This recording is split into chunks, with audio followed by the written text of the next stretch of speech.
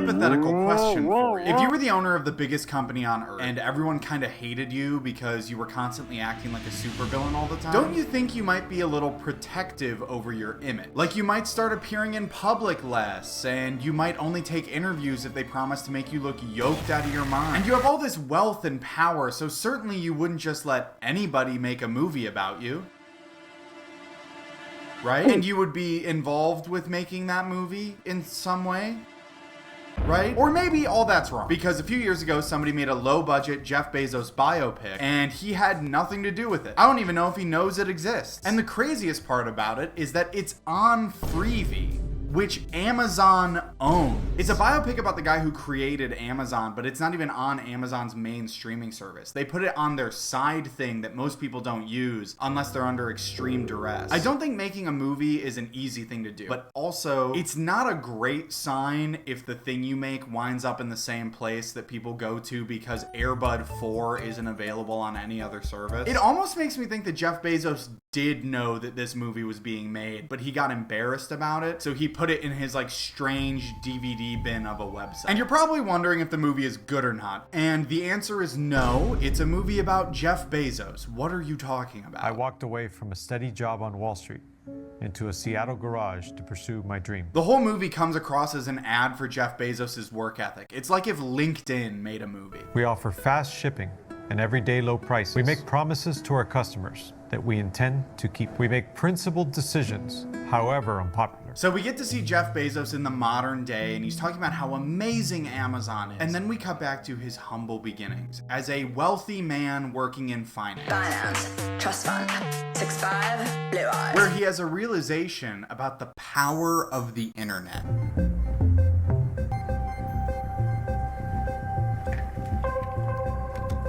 Now, you might have missed it because it was very subtle, but that was the first light bulb moment that Jeff Bezos has in this movie. And let me tell you, it does not stop there. Add 1 to the light bulb counter because it's only going up from here. At times, the movie can feel like less of a story and more of a string of light bulb moments. And if this movie is accurate to real life, it's honestly really impressive because, like, I don't know how Jeff Bezos could have that many ideas over and over again. That's probably why his hair started falling out, because his brain overheated. A through line in the movie, too, is that outside of these light bulb moments, we're not given a lot of reasons to care about Jeff Bezos. As a viewer in 2024, I think we all know that this story ends well for him. So I feel like it's going to be hard to buy into the hardship he might face in this. Really, though, it leaves him being as likable as real-life Jeff Bezos. So maybe that's what they were going for. How does it feel? But regardless, we see him go through this change where he no longer likes his humdrum job at the finance factory, and he wants to do something with the internet, but he can't figure out what, and he won't stop talking about it. Did you know that the internet is growing at 2,300%? Nothing grows at 2,300%, ever. I mean, that's the $1 million idea, I guess. Yeah, you're right. It's a $1 billion idea.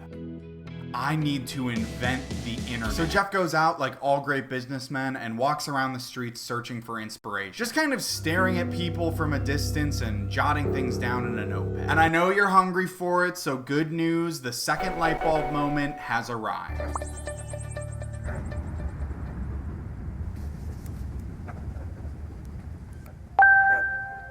So Jeff looks up, he sees this diploma, and he realizes that his new company could sell books online. The way that his brain works in this movie is fascinating. I love the idea that whenever he looks at something, he's having these like crazy realizations. Hi, can I get a latte, please? Yeah, sure. Is whole milk okay? Whole milk okay? Milk. Yeah, is whole milk fine, or do you want almond? Or Milk. Power of the internet. Milk. Dairy delivery. Milk.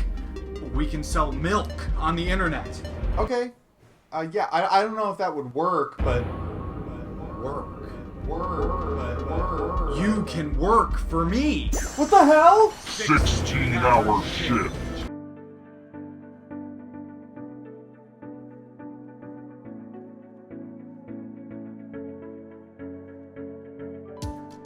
He sees the public library. He's like, ah, damn it. They already have a bunch of books. Nobody's gonna want to buy them. Guess I gotta go to Plan B. Selling milk.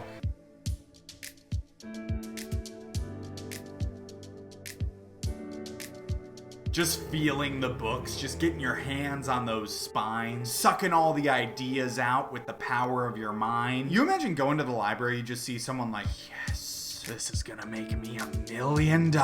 So all of these realizations and Jeff's religious experience at the library lead him to pitch an online bookstore to his boss. And for all you grind set entrepreneurs out there, take notes, because this is one of the biggest businessmen on earth, and this was his first pitch, okay? So sit down and check out what he's capable of. Like, bottom line, books.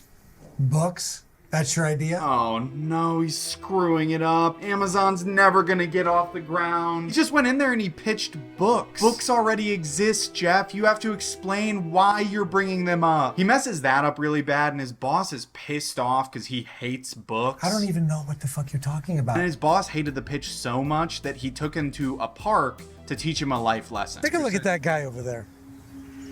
Now take a look at that guy. Which one do you think's happier? With the hot dog. I like how matter-of-fact he is. The one with the hot dog. Surely. Let's jump ahead 20 years. Who do you think's gonna be happier? The guy eating hot dogs that didn't plan for his future, or the guy who worked his ass off to get where he wanted to go? Who do you think's gonna be happier, okay? The guy with the hot dog or the one who worked hard? The one with the hot dog. He had a hot dog. No, Jeff, you're not getting it. I'm talking about... David, you're starting to make me angry. He had a hot dog that made him happy. The hot dog is not the point. The hot dog is everything to me. Book activate. Stop! Ah! What Allison should know. You know he's sad because he's not eating a hot dog in this scene. Stuff's not working out so good. I have a steady career. We have a family. What if we want to have kids one day? I can't be living with this kind of risk. Whoa, hold up there, cowboy. Yeah, wait, you don't have a family. We have a family. You just said you don't have kids. It's just the two of you. She's like, whoa, hold up, cowboy. We don't have kids. You're working so hard on this project that you forgot we don't have kids? Go lay down. Regret. Minimization. I'm not living my life in regret. There we go, folks. Light bulb moment number 3. And this time it's about regret minimization. Every light bulb moment is getting a little bit more boring. All right, internet man. So, what's our next move? We're quitting our jobs. That kind of reads like he's calling her bluff. She's been so supportive, like, yeah, you need to go for this, Jeff. And he's like, okay, quit your job. You think I'll be successful? You think I'm going to be good at running a business? Work there. If I'm so smart, then make me responsible for your health insurance. But Mackenzie does quit her job and they start the company together. And then Jeff starts calling investors trying to get money, and it does not go well at all. No, I've never started a business before. That's the point. It's called a startup. Yeah. Listen, David, it's going to be big. You don't get it. It's going to work. Stop being mean to me. Just trust me. Because that went so poorly, they need to go to where all billionaires get their start. Their wealthy parents. We were hoping that you both would consider investing. How much do you need? A couple $100,000. 300 would be great. His parents immediately give him the money. They think about it for a night and then they're like, yeah, go crazy. I think it's worth bringing up that this movie is an adaptation of a biography written about Jeff Bezos called Zero to Hero. And I gotta say, I think that title's a little inaccurate. I think it should be called 300,000 to Hero. Sorry, this is so crazy of me. I accidentally said biography, and what I should have said was children's book. When I was doing research for this video, I read in a Hollywood Reporter article that this movie was based off of a biography of Jeff Bezos named Zero to Hero. And I foolishly believed them. And so while I was editing this video, I was like, oh, you know what would be great is if I could find that book and then get some reviews or excerpts from it just to include in the video as like flavor. But therein lies the problem. Because when you Google Zero to Hero Jeff Bezos biography, you get this. Jeff Bezos Zero to Hero biographies for young readers. The story of Jeff Bezos / a biography book for children 5 years and up. And sure, technically I'm in the category of 5 years and up, but I'm wondering, why is this movie for adults proudly based on a book for kids? They could have just said it's a biopic about Jeff Bezos. It didn't need to be based on a book. Another question. How did they come across this book to begin with? I thought that maybe Zero to Hero would be a series, like it's a bunch of biographies told in a way that kids can understand. But no, it's 2 books. It's the one about Jeff Bezos and then randomly one about Ruth Bader Ginsburg. And these books are written by the groundbreaking author of What Does a Construction Worker Do? And Sleep Train Your Baby in 48 Hours. And I'll be honest, I think if they had based a movie on either of those, it would be better than Bezos the Beginning. Oh no. I just scrolled down more on this author's Goodreads, and they also wrote Who is a True Conservative, Trump or Cruz, and The Hypocrisy of the Black President? Okay, I don't like that. Let's go back to the movie. They head out to Seattle to start the company, and this is a side note, but while they're on the road, there's this shot, which is just like this insanely gorgeous sky with these beautiful clouds, and I'm blown away that this is in an Amazon movie. Why is such natural beauty on display in a Jeff Bezos biopic? This is like going to a national park and realizing they put in a Capital One cafe. But regardless, everything's put into place. They've got the money, they've got the location, and now all they have to do is say the word and name the company Amazon. Cadabra. What? It's the name of our company. Okay, yeah, I looked that up. That was the name of Amazon before it was Amazon. They called it Cadabra. Never mind. I'm sure we'll get to that in a little bit. Another thing about this movie is that they included a bunch of flashbacks that aren't directly related to the story, but are just like thematic. Did I do it good? Yeah, you did it. Also, why is he nailing that piece of wood? He's nailing a single piece of wood in a chair, just like nailing straight through it. There's just gonna be a jagged nail sticking out the other side. You know, you always want to have great people in your life, Jeff. It's the one way to stay happy. But the grandpa is like, surround yourself with good people. So Jeff Bezos hires a bunch of guys to help him build Amazon and then starts yelling at Mackenzie a lot, which I don't think that that's part of the grandpa's lesson. So it's kind of weird that that happened in that order. Mackenzie, I told you, don't plug anything in while we're working. What am I supposed to do then? Don't plug in any appliances. Sorry, guys. He really hit him with the Jimmy Neutron. Women. On a serious note, though, Mackenzie is one of the only reasonable characters in the whole movie. She's constantly kind of the voice of reason in the room. And when she's not saying something that Jeff likes, he just is not listening to her. Which, again, does not make him the most likable character on Earth. Especially because in the real world, we know that they eventually get divorced. Cadabra.com is defunct. Our new name is... Okay, so I was wrong before. Cadabra came first, but now it's going to be Amazon. Easy peasy. Relentless.com. Are you fucking serious, dude? What kind of name is that? That's awful. Whatever. Maybe the name doesn't matter because it does seem like they're about to go under. Jeff is frantically calling investors asking for more money. And just like the first time, it does not go well. What do you mean you don't understand what we're doing? What do you mean you don't understand? I yelled at you about this last month. You can't have 2 million products inside of a bookstore. I feel like the actor improvised that one. That one felt a little bit off the cuff. But because that doesn't go so well, he goes to a booksellers convention to network, and there we have one of the grimmest scenes in this entire movie. I'm Molly Jean Andrews, and I'm from Green Valley, Arizona. I'm opening up a little shop called Kitchen Bible. I'm Charles Allen Morrow. My shop, Morrow's Antiquaria, is going to be specializing in rare books. All of these people stand up and share their passion for the bookstores they own and why they love doing this, and then Jeff Bezos stands up and says, "You're all screwed. My store is going to be the biggest one on earth, and you're all done for." Hi, how are you?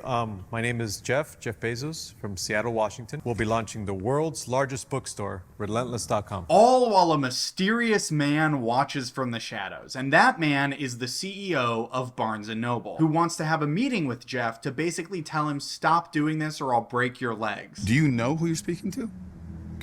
Of course. I am Barnes & Noble, Inc., biggest book retailer in the entire industry. And that's only a matter of time before independent booksellers such as yourself become obsolete. They try to make the CEO of Barnes & Noble the bad guy here, and he's being an asshole. But also, it's not lost on me the irony of a guy trying to shut down a small business being the villain in the Amazon movie. Sorry, the Relentless.com movie. So if that didn't get you on Jeff Bezos' side, how about a scene of him yelling at his wife again? I can't talk to you without you getting upset at me or telling me to shut up. In case you haven't realized, I have a company that I'm trying to get off the ground. So excuse me if I don't give you 100% of my attention. But it was all worth it because he got a light bulb moment out of it.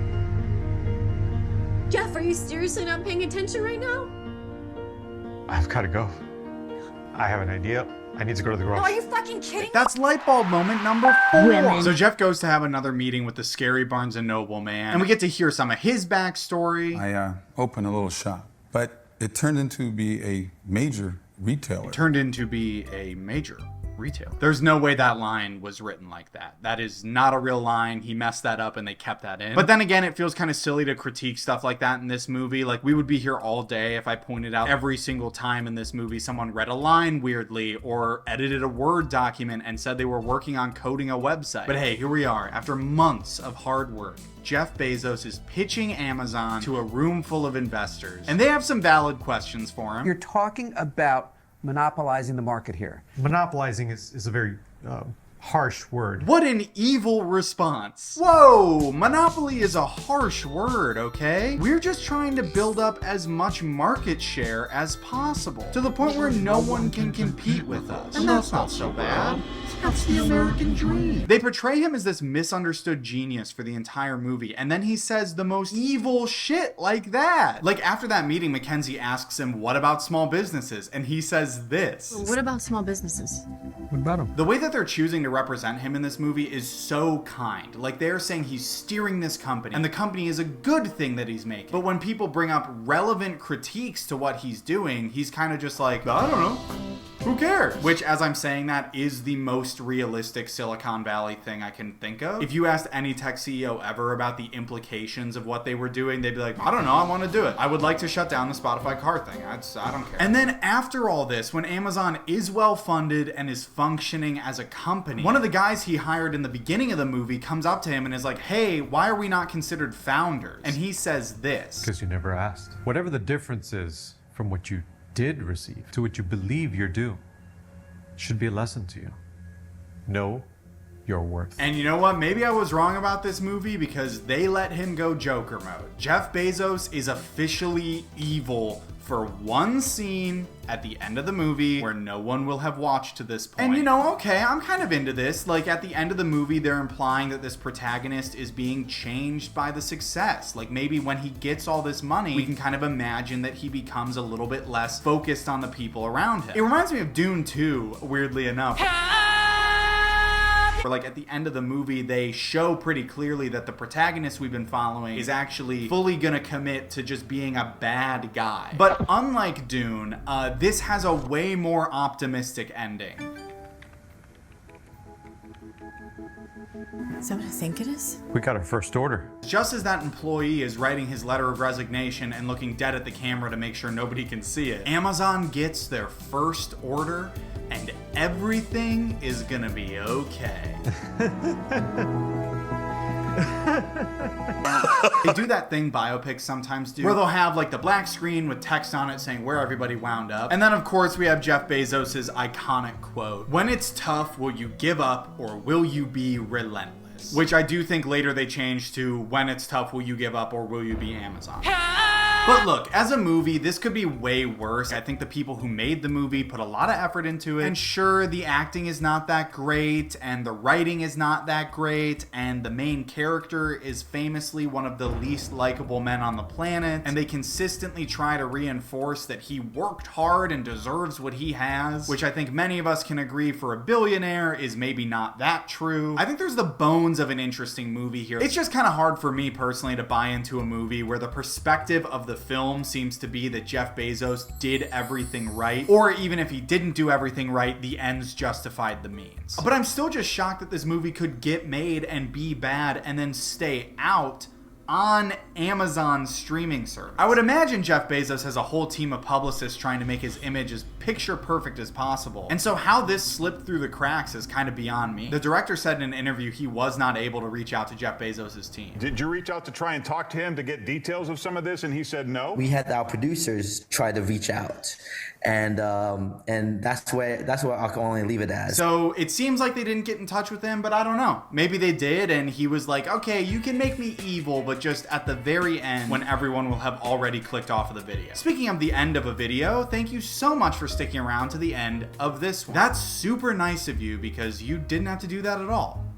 What the hell, guys? While you're here, feel free to leave a comment letting me know if you liked the video. If you didn't like the video, You don't have to leave a comment at all. I actually do not want to hear those. This is the end of the video, so I'm giving myself the leeway to be a little bit evil, and I do not want to hear critique or criticism. So, no thank you guys for watching, and have a bad day.